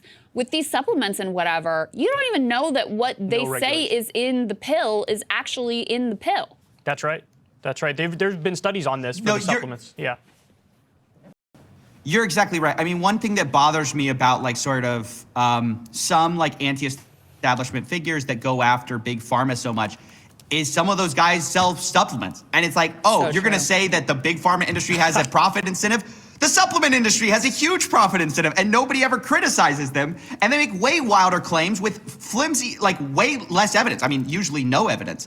So it's kind of this crazy situation where like, you know, Big Pharma has done terrible things. Like they have profit motives. That's all true. But it's like at the end of the day, they usually have scientists, they have research studies, they have clinical trials, which is an absolute nightmare to get through, but for good reason, because at the end of the day, when somebody's selling you a pill, you want them to have to back up their claims with evidence. And so don't get me started on that. It's really frustrating. And the 2008 crisis, as you said, is like a great other proxy for that, for money, where people just felt like disenfranchised by the elites. And I think governments do such poor jobs at sending public signals that would reinforce trust. Instead, they always seem to betray trust. Like the feeling in 2008 was, we will always bail out the big guy and we will never bail out the little guy. That was the public signal we sent, right? And this is also the problem with like some reason that people don't like public health is public health sometimes lies, and they're not the best at like getting that track record right. So then people point to that forever as like we can't trust them at all. Well, of course that's not true, but it just seems to me like the government does a very poor job of making the like common person feel like we've got your back. And instead it's always like the big guys in power always seem to be getting a pass. And that's really frustrating because it's hard to build trust in a system that does that. What do you think is the responsibility of a creator to vet the products that they are selling? Because we'll see. Good question. We'll see even, some progressive creators who are like corporate skeptical and they're doing direct ad reads. And that's something like we don't do, I wouldn't do, for precisely this reason. Like, I don't want to be responsible for having to actually make sure this product is what it says it is, that it's safe, that it's real, that they're not lying, that it's not a scam, et cetera, et cetera. But what is your view of like the responsibilities on the individual creators with regards to the things that they are directly selling? Yeah, I think that's a great point. Obviously, everyone has to make a living, and I don't begrudge anyone for trying to do that. But I think a lot of people underestimated with like the rise of social media just how different promoting certain products are in terms of the need for responsibility. And I think it just changes depending on the product. If you're selling like a pair of headphones, right? That can only be such a scam, right? The worst case scenario is that they send you some kind of a lemon, or you're saying it sounds great, it actually doesn't sound that great, right? But it gets a little different when you're selling anything health related, anything financial related, because the deceptive marketing can be so much more predatory for the reasons we just talked about, where desperation comes in. And you get this inelastic demand effect where people, if they believe you, will just sort of pay any price. If I believe you're gonna make me rich or make me healthy, I will pay you any price to do that if I don't have health or I don't have wealth. I wouldn't do that for headphones, because they'd just be like, all right, I'll just get some other pair of headphones if it's like that, if it's like a really scammy price point, or if there's bad reviews. So, I definitely think, look, obviously it'd be great if people vetted every product. And I personally don't take sponsorships for this reason. It's a little too, especially in my position, I can't, I just sort of can't do that. But as a general rule of thumb, the more aligned your product is with health or wealth, you need to be really careful, because ultimately that's where people can get the most hurt. You can do the most damage. And just saying I didn't know really isn't enough at that point, where people have lost tons of money, or people, have bought some health scam or something like that. I just think that's sort of unforgivable. So that's like my bright red line for me. Yeah. That's an interesting, I never thought of it that way. Yeah. Like like health and wealth, that those are the two specific areas where you got to be extra careful. The way I look at it, and again, Krystal and I, we've, talked about this quite a bit. But I mean, I've been doing this for a decade now, and I've never once had a conversation with any advertiser. And honestly, I take pride in that. I want to keep the product sort of pure. I have no ethical issues with basically the way the ads work on YouTube, because you have Google and AdSense are effectively a buffer. There's like a wall of separation between me and anybody who wants to advertise on my channel. So that I don't really have any ethical issue with. But outside of that, we just raise basically through small dollar donations. People pay $5 a month or $2 a month or whatever it may be. I have a Patreon and we have our Substack for this show. But I guess my standard for other people, because I agree with you in that I don't expect everybody to do what I do. I think that what we're doing is sort of next level. It's like we're going the extra mile to make sure, let's be ethical with it. And and ideologically, we're trying to be consistent as well. Correct. Yeah, but I don't fault anybody. The way I look at it is, if you're going to promote a product, you should actually like the product and use the product. That's sort of my default, because, then you can't, if the person actually likes it and they actually use it, then it's like, yeah, why not? It aligns with, who they are. But what you see oftentimes is a lot of people end up promoting things that are just total garbage. There's been two big scandals recently. There was the established title scandal. Did you see that? Yeah. It's like they tell you can become a lord or a lady in Scotland, and, you just got to pay, and then they do plant a tree or something in it. It was very weird. And then, of course, they come to find out that was kind of bullshit. And then there was also the... I'm going to butcher this name, but Kamakoto knives or something like that, where they claim this is really high quality Japanese steel, and then somebody did a deep dive on it, and that's not true at all. In fact, it's super cheap steel, and a lot of people were pushing these things, people that I like. And it's like, just for the love of God, only push the things that you actually like and use. You make a great point. By the way, shout out to Scott Schaefer. He's the one who created those videos. Nice. I think if a lot of people had actually bought the product or used the product, you're exactly right. I think it would have been a little different. I think a lot of those, you could avoid a lot of problems just by kind of using the product. I think you made a great point, Kyle. So let's dig into SBF, the reason we're all gathered here today. When were you first onto this guy? What were the telltale signs? What made you take a little bit of a closer look? So I saw a little bit of it 6 months before the collapse. He went on Matt Levine's podcast, Odd Lots, and he said that Ponzi schemes were basically great. So I made a whole video about that, which now it has blown up way more now that the collapse has happened, because everyone's like, oh, he called it. Honestly, I saw a little bit of it then, but even then, there was so much sort of love of SBF going on, where everyone was saying, this guy's the smartest guy in the room. And I try to listen to, everyone in crypto. I try to listen to the most sort of well-established people who I don't think are shilling crypto just for the sake of it. And I saw even those people were saying, oh, this guy's too smart, et cetera. So I said, well, maybe I'm not getting everything. So in that podcast, I was very skeptical, but ultimately I didn't say, hey, it's all a scam. Obviously, if I had, I'd have been a genius, because of course it would have been right. But leading up to the collapse, I had a friend who goes by Dirty Bubble Media on Twitter. He's this anonymous guy who looks into all these exchanges, and he goes, hey, I looked at their balance sheet. The balance sheet just had been leaked. It looks like there's basically nothing backing this. It's just a bunch of vapor tokens. So he sent me that. I read it. I go, you're totally right. This thing is a total crock. So I started posting on Twitter, is Alameda Research, insolvent? And I started posting the reasons. And about 24, 48 hours later, the whole thing went bust. And I remember, I actually, I told people about this. I told people who had promoted FTX about that they might go bust. And so many of them hand waved me off. They said, no, it's fine.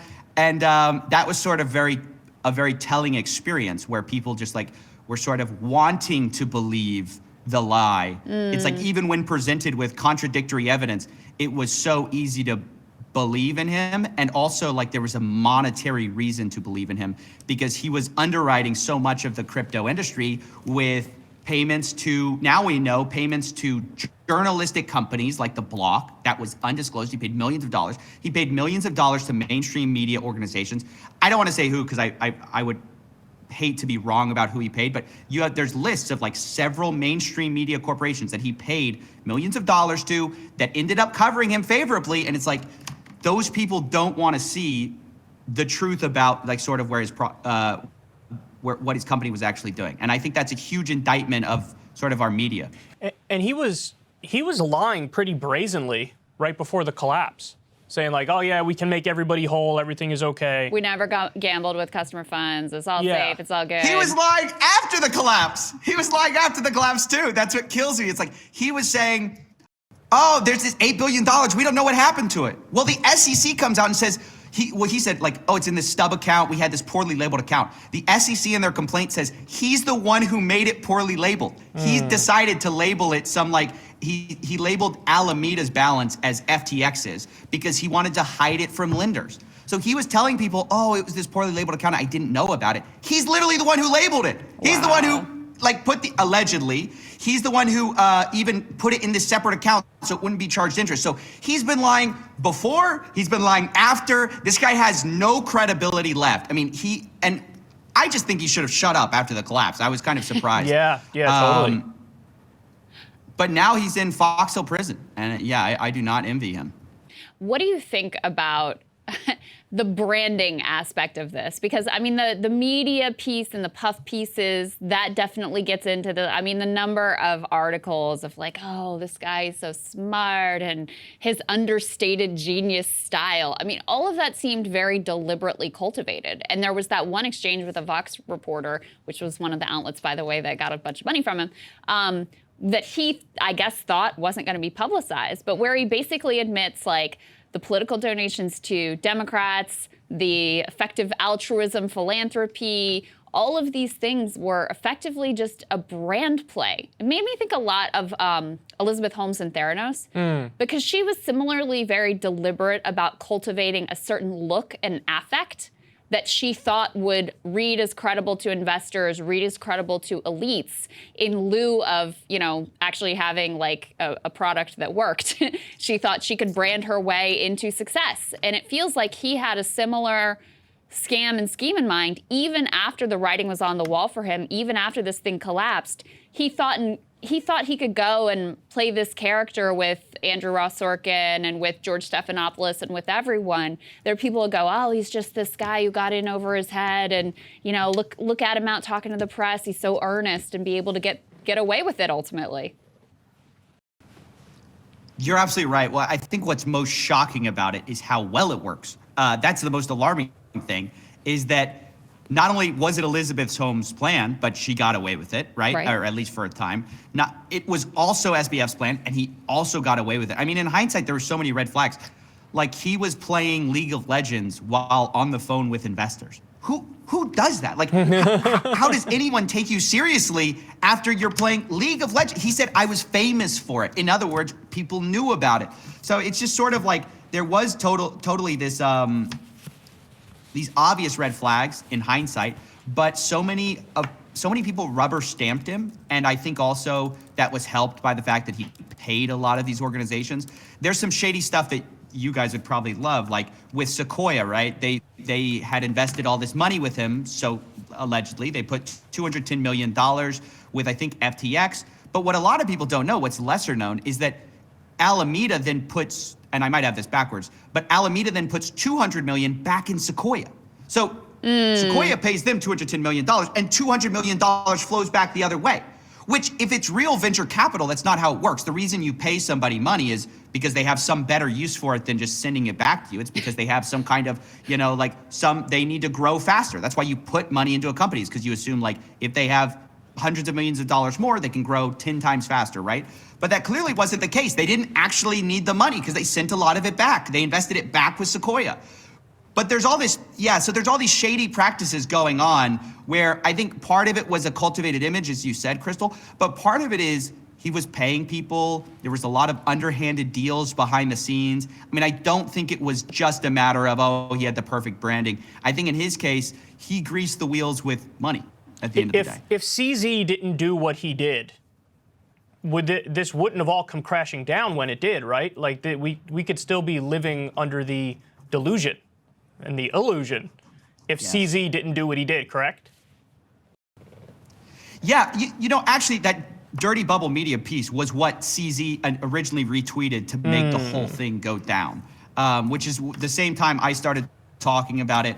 I think CZ's like taking a weird kind of blame about this. I mean, it's sort of pointing out that the emperor has no clothes, and then everyone's like, oh, well, you shouldn't have pointed that out. No, I'm not. I'm not blaming him. I'm not blaming him. I'm giving him credit, if anything. No. I know.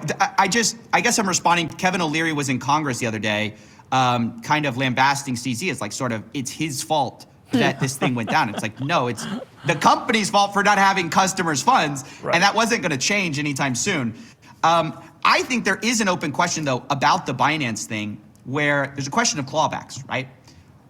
For the people who made money, and Binance was one of the companies that made money. They had an early $100 million stake in FTX. They ended up making like $2 billion from FTX because they got bought out of their position. So the question is, if this was always a fraud, and the SEC seems to allege that it was always a fraud, like since 2020, basically, what does that mean for clawbacks? What does that mean for the billions of dollars that kind of Binance walked away with? Well, I think that should go back to customers, personally. I think it's sort of ill-gotten gains, and it should be clawed back. Now, whether it will be, I don't know. The same question is open for campaign finance, right? Well, obviously, we know Alameda and FTX donated heavily to both sides, whether you're talking about Ryan Salami or whether you're talking about SBF. What does that mean in terms of clawbacks, especially if some of these campaigns probably spent all those dollars on Facebook ads or whatever it may be? Is there a world in which he actually gets away with the whole thing and, you know, is able to keep the sort of house of cards constructed, weather the storm of the current, you know, crypto collapse, and is able to pull this thing off basically indefinitely where, you know, in 20 years' time, people are still going, oh my God, that's a guy's a genius. He's a pioneer. You know, he's still hobnobbing with politicians. Is there a world in which that happens? I think from what I've seen of scams like this, the hole only gets bigger. That's the problem. And so it eventually will teeter, like it just fall over, because ultimately there's no money left, right? I think it could have gone on a bit longer. It just depends on like the macro environment, because a lot of the reason the hole was so big is because for a while, all crypto was just going like this. And so when it's going like this, it's hard not to lose money, but it's hard not to make money, excuse me. But when it goes down, the tide goes out, as Warren Buffett would say, like you find out who's swimming naked. And I think FTX was close to that anyways. So the CFTC also filed a complaint alongside the SEC and the FBI. And what they said was that actually SBF had written a blog post back in September saying that Alameda should be wrapped up. You could see that he knew that he was in trouble. The blog post was titled, "We Came, We Saw, We Researched." Which is a very euphemistic way to describe what he then says, which is, with Alameda, we didn't hedge enough, and we lost more than we ever made or ever will make. That is a shocking admission, especially when he says in the leading months after that, in October and November, that, hey, we're fine, assets are fine, customers are backed one-to-one. He knew that wasn't the case. So I think he knew the writing was on the wall. CZ sort of just happened to be the final straw. But ultimately, this thing was coming crashing down, and whether it was like, you know, a month from then or maybe a year from then, I don't think Alameda was long for this world. And I think, honestly, Sam Bankman-Fried knew it. He said in that post, he said, we should have shut down a year ago. So he knew they were on borrowed time. His posture in the interviews after the collapse of like, who, me, bro? I don't understand anything about any of my companies, bro. Right.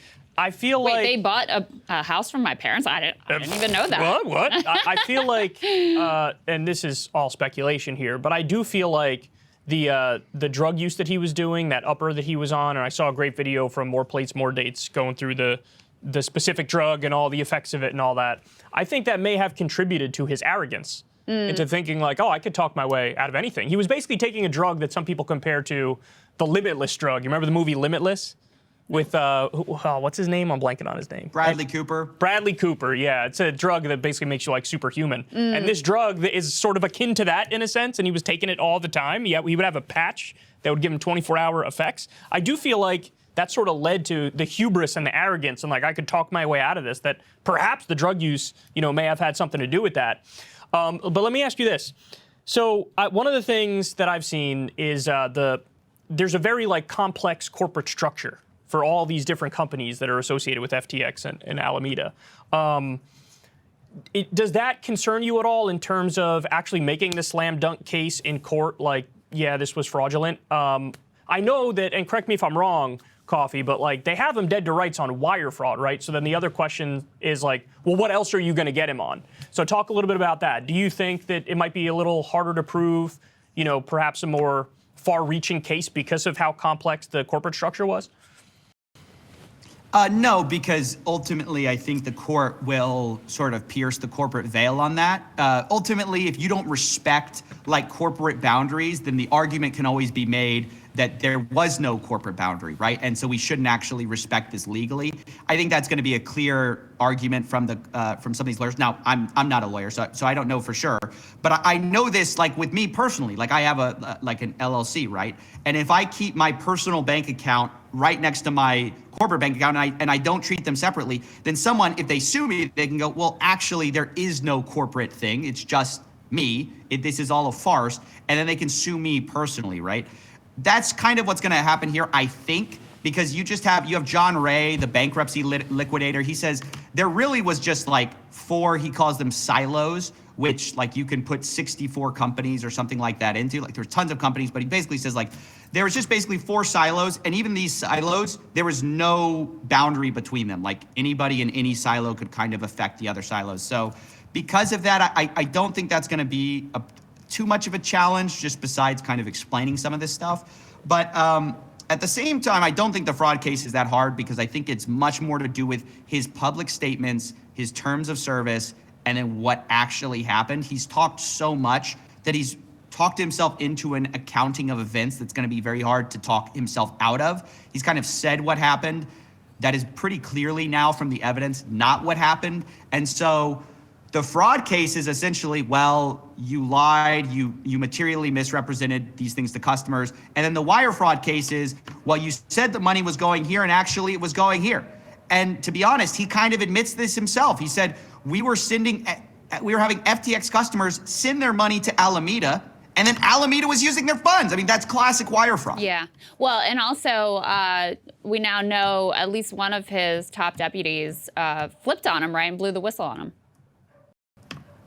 That's right. Ryan Salami, it just came out in the Financial Times that it looks like he was the one who actually like kind of flipped on some of the top executives. We don't know if, by the way, if SPF's the only one who's going to kind of go down for this. You also have Caroline Ellison in the driver's seat at Alameda. What did she know? I think those are huge questions.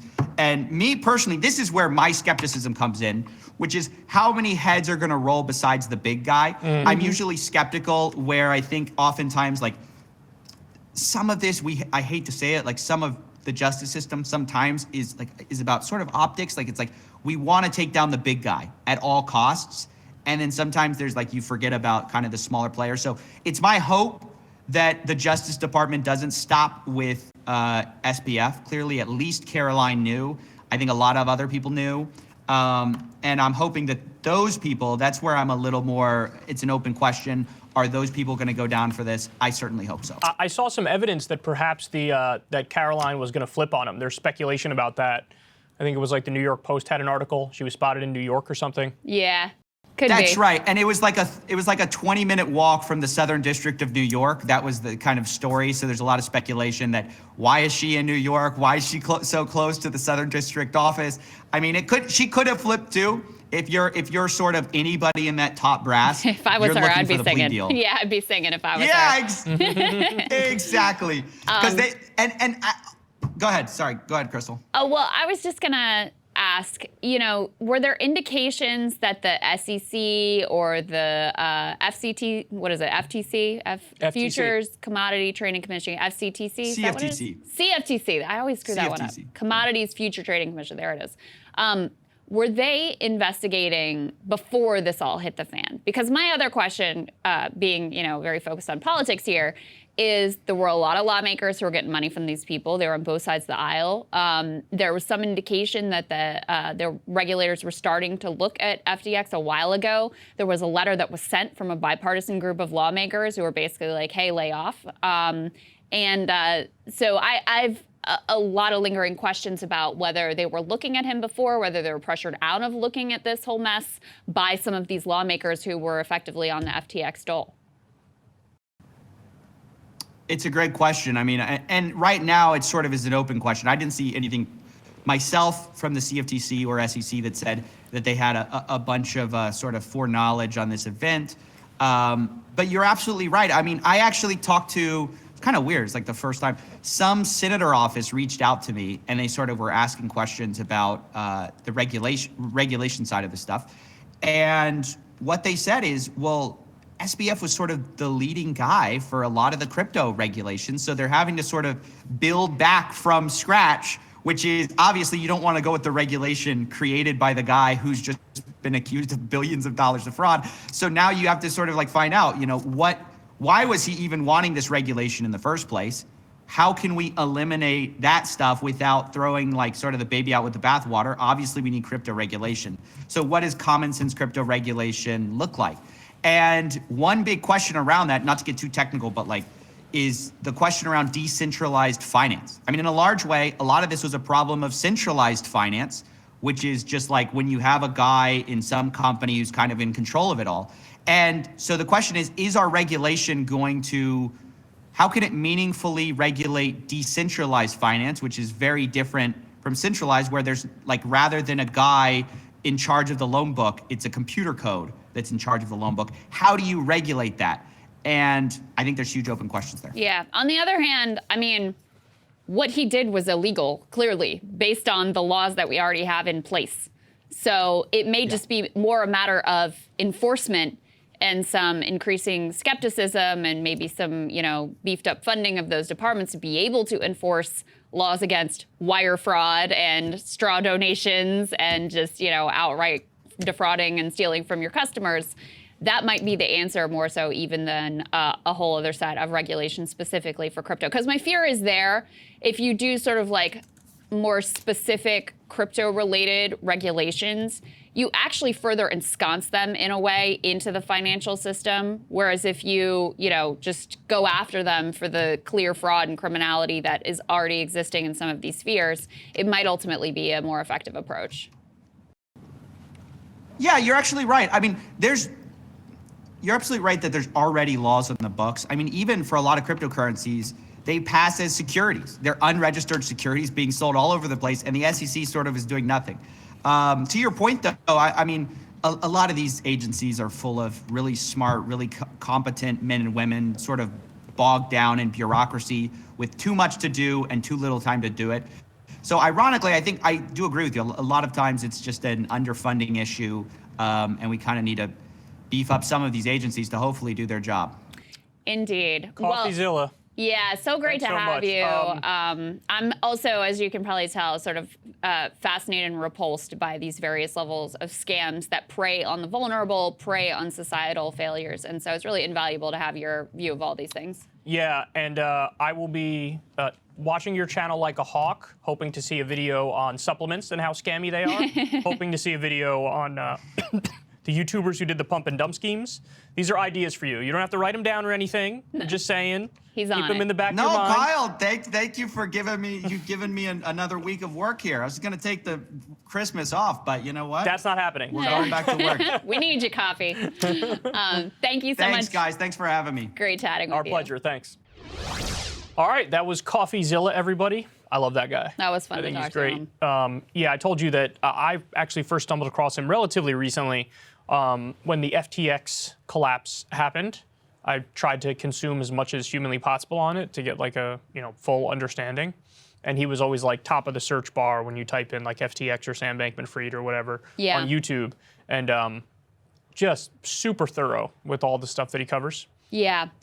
It's a really important niche that he's carved out for himself, especially in this era where you have, you know, all kinds of scammers on Twitter, on YouTube, in crypto, and there isn't a lot of institutional power put into sort of exposing these scams. So, like, obviously the mainstream outlets completely failed at noticing the very obvious, in retrospect, red flags about this guy.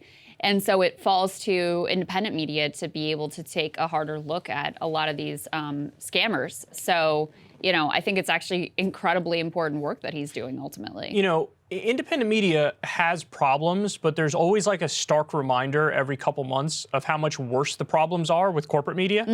Because, I mean, this is, what a gigantic oversight. Like, it was basically, he bribed all these big outlets to give him positive coverage, and they did. Yeah. And then now that this all blows up, I think the thing that's most annoying to me is there's never any moment of accountability. Yeah. There's never, you know, it's just like they just move on as if nothing happened, as if their credibility wasn't just utterly destroyed. Yeah, absolutely. I mean, the thing that really will, I think, stick with me from this podcast that he really laid out is people get sold a dream. Whatever is their struggle, whatever their like aspiration is, if you find the right con person can package that up in just the right way and put it in front of people, and we all have, you know, sort of these psychological weaknesses that can potentially be exploited. So it's easy, for example, for me to look at these like, you know, penny stock bros on Twitter and be like, this is totally ridiculous. But it's because it's not tailored to me. It's not meant for me. It's not the scam that would like fall into whatever my potential like psychological weakness and frailty would ultimately be. Like, for example, a new nail polish thing. For example, like really great nail polish strips that I happen to really like. Yeah, exactly. But you know, it's a sign too that these scams are running so rampant. It is another sign of just like deep societal decay, because that's what they prey on. When society is failing to live up to its promises, when institutions that are supposed to be trusted, when they really fail you, that's when you open up the path to be like, you know, the established financial system sucks and it's scammy, so how about you come over here? We have built this other great thing that's going to actually give you the wealth and the promise and the life of your dreams. Yeah, it makes me think about how in the social democratic countries in the Scandinavian region, they have very, very, very low crime rates, very, very, very low recidivism rates. And it just so happens to be the case that basically everybody's needs are met there. You know, like the floor is a reasonable floor, and then you can work your way up from there. And, you know, it's high taxes on the wealthy. It's very strong social safety nets.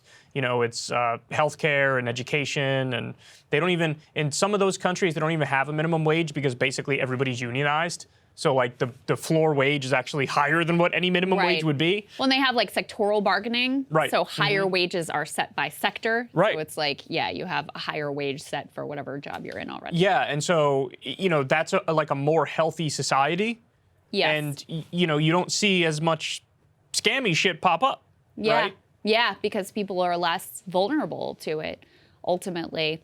Yeah, I think, you know, in terms of crypto, I'm, I guess, more of a crypto hater than he is, because ultimately the promise of crypto is this is the wild, wild west. And because of that, we'll be able to have this like frictionless transfers or whatever. But we know from history, when you have the wild, wild west, guess what happens? Guess who rises to the top? SBF. People like him, other fraudsters and con men. It's not an accident that he would end up at as the leading crypto bro on the entire planet. Because ultimately, if you have this just wholly unregulated wild, wild west landscape, the best con artists are the people who are ultimately going to be rewarded. So that's why I continue to be very skeptical of the entire sector and enterprise. I do think I'm more in his camp. I feel like you're more with Stoller, where it's like it's all a scam. It's like, and I think there's a fair argument there. I don't think you're like wrong per se, but you know what my intuition tells me is, yeah, it's like it's not used as a currency. It's used as a commodity for speculation. It's not a hedge against inflation, right? Like, but there's a lot of other shit in the economy that's useless that hangs around, you know? And like, so what's going on now? So your view isn't that it's not a scam, it's that it may be useless, but it may still hang around? Correct. I view it similar to the multi-level marketing things. That's like, this thing is kind of scammy, but it exists in this legal gray area. And so I think a similar thing will happen with crypto. I do think it's very possible we get some actual regulation now, though. And with that regulation, you will see it won't be as big of a thing as it was. I have seen intelligent people, including, I believe, David Dayen over at The Prospect, make the case that, like, you don't really need new regulation. You need enforcement. To enforce the regulations because they have. The part of the happy story of what's happened with the crypto collapse is that there hasn't been a contagion to the rest of the economy, that it has stayed sort of sidelined and siloed as its own thing. So when the bottom fell out from crypto, you did have some one-off stories about like this pension fund was hit or whatever, but you didn't have this mass systemic collapse of, you know, this thing is just strung throughout and underneath the bedclothes of every piece of our economy. And it needs to stay that way. It needs to stay sidelined, and we need to not have like teacher pension funds invested in this crap. I agree with that. The more that you hit, the argument I've seen is that the more that you actually create official regulatory structure specific for crypto, the more you embed it into that regular economy and give people the illusion that this is some safe and real investment, where what you really need is just to go to town, like investigating these people, charging them with fraud where it exists, and kind of let the thing collapse on its own. So you think it's going to be totally gone at some point?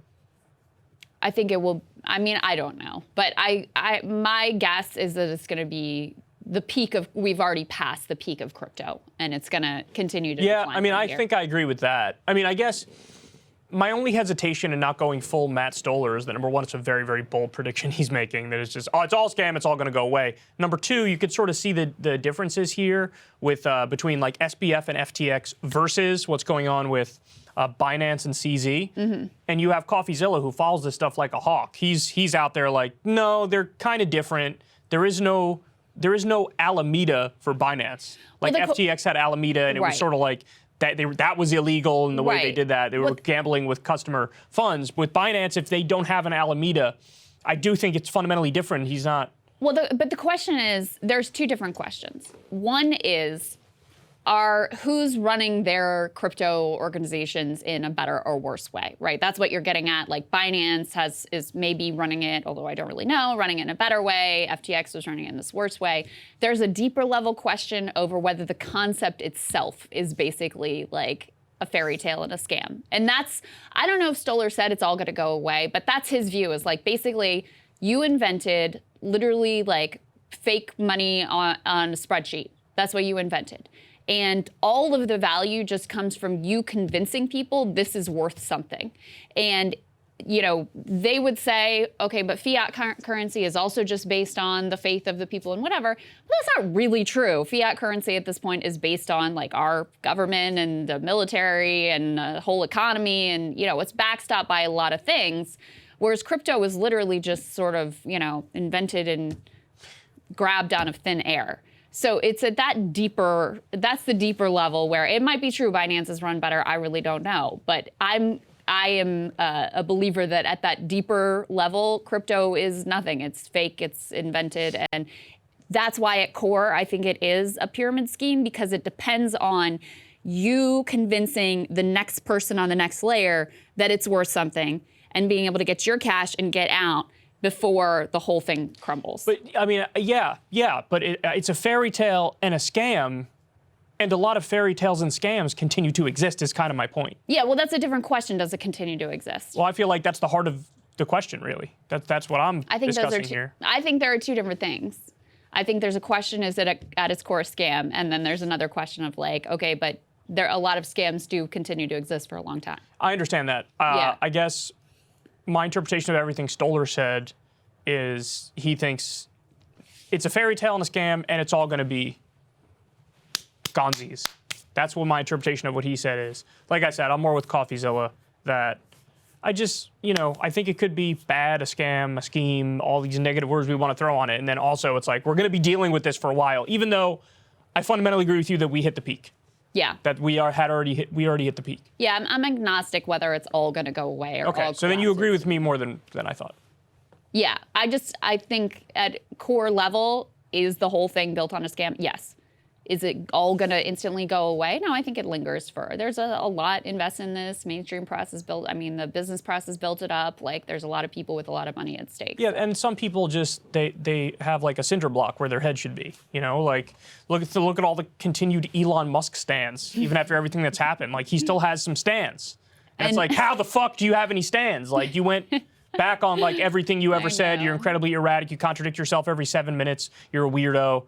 But like, there's still some people who are like, Elon, fart in my face. I love you. I don't understand. I don't understand the people who are like desperately waiting for the right oligarch to preserve their free speech or to save them in whatever regard. It's like, there's a lot of them. There's a lot of those people around. Yeah, indeed. And they exist on both sides, by the way, too. I mean, would be another group that's just like, we need to put, Yoel Roth back in charge or whatever, like, to control my speech. Anyway, another subject that I'm sure we'll get into another day. Correct. All right, guys, we love you. Everybody, do us a big old favor.